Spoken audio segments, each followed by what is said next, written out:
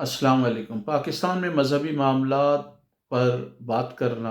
اور بعض ٹائم مبالغہ آرائی کرنا اور بعض ٹائم ایون بکواس کرنا بڑا عام ہو گیا ہے۔ حالیہ دنوں میں ایک انٹرویو میں ساحل ادیم صاحب نے بھی آ، بکواس کی جو ہے وہ بڑے بڑے پلازے تعمیر کیے، اور انہوں نے یہاں تک کہا ایک انٹرویو میں، اگر آپ ان کا انٹرویو سنیں تو اس سے کلیئرلی یہ تاثر ملتا ہے کہ جو شخص مولوی کو آ، کی برائی کرتا ہے، یا مولوی کو کچھ کہتا ہے، یا اس پہ تنقید کرتا ہے، یا اس کی خامیوں کی نشاندہی کرتا ہے، یا اس کی غلط کاموں کی نشاندہی کرتا ہے، تو وہ مور اور لیس وہ انہوں نے کہہ دیا کہ وہ قرآن کا اور دین کا دشمن ہے۔ اس کا مطلب یہ ہے کہ اس کی بہت ساری امپلیکیشنز ہیں۔ ایک تو پاکستان میں پہلی بلاسفیمی گینگ ہے، جس کو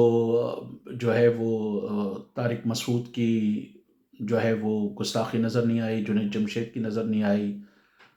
کہا جاتا ہے کہ معافی نہیں مل سکتی، لیکن طارق مسعود کو مل گئی۔ مولانا طارق جمیل نے جنید جمشید کے لیے کی، مولانا منظور منگل گالیاں بکتا ہے اسٹیج پہ بیٹھ کر،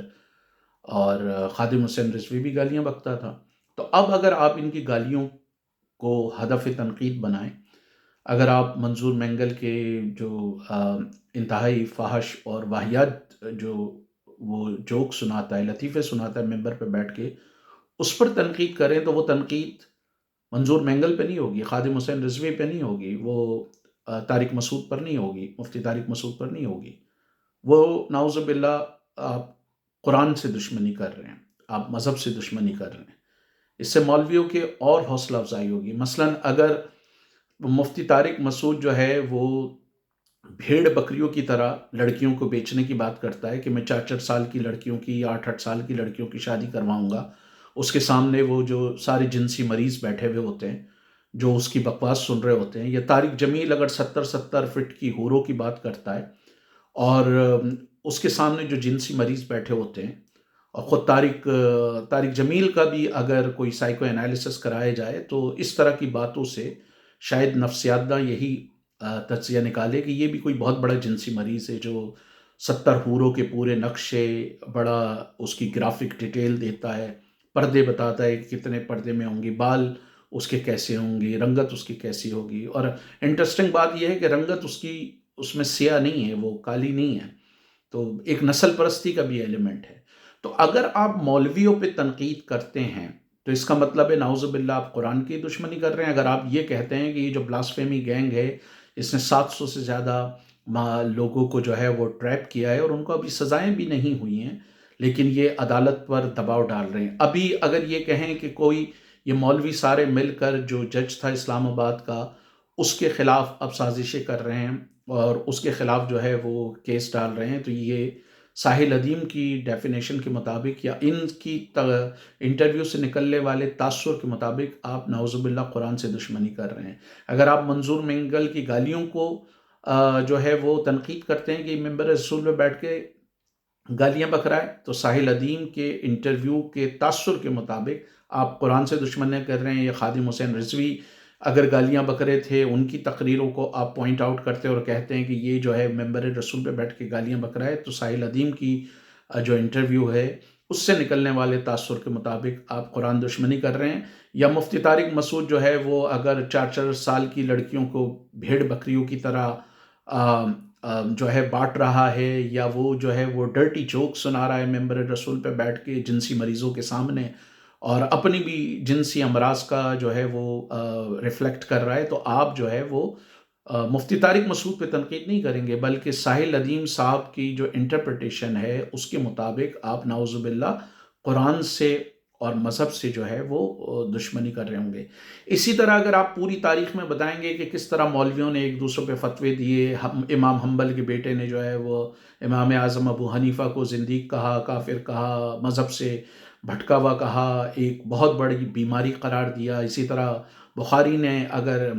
امام اعظم ابو حنیفہ پہ تنقید کی، اسی طرح احمد رضا خان صاحب بریلوی نے جو ہے وہ اگر کفر کے فتوے لگائے اپنے مخالفین پر، یا رشید گنگوہی، قاسم نانوتوی پہ کفر کے فتوے لگے، یا مولانا مودودی پہ کفر کے فتوے لگے، یا الیاس قادری اور طاہر القادری پہ کفر کے فتوے لگے، یا ساجد نقوی یا دوسروں پہ کفر کے فتوے لگے، جب آپ مولویوں کی منافقتیں بتائیں گے، جب آپ ان کی تنگ نظری بتائیں گے، جب آپ ان کی مذہب کے نام پر پلنے والی نفرت کو بتائیں گے، تو ساحل ادیم کی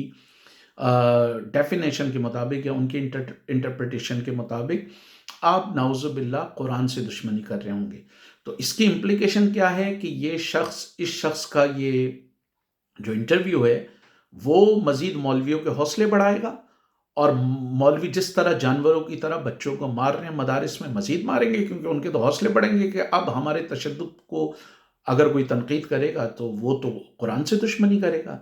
اسی طرح میری سمجھ میں نہیں آتا کہ مفتی عزیز الرحمان لاہور میں جو جمعیت علماء پاکستان، جمعیت علماء اسلام پنجاب کا نائب امیر تھا، اس کو آن کیمرہ پکڑا جو ہے وہ بچے کے ساتھ جنسی زیادتی کرتے ہوئے۔ کتنے مولوی ہیں جو آن کیمرہ پکڑے گئے ہیں، لیکن اب جب آپ ان پر تنقید کریں گے تو ساحل ادیم کی ڈیفینیشن کے مطابق، انٹرپریٹیشن کے مطابق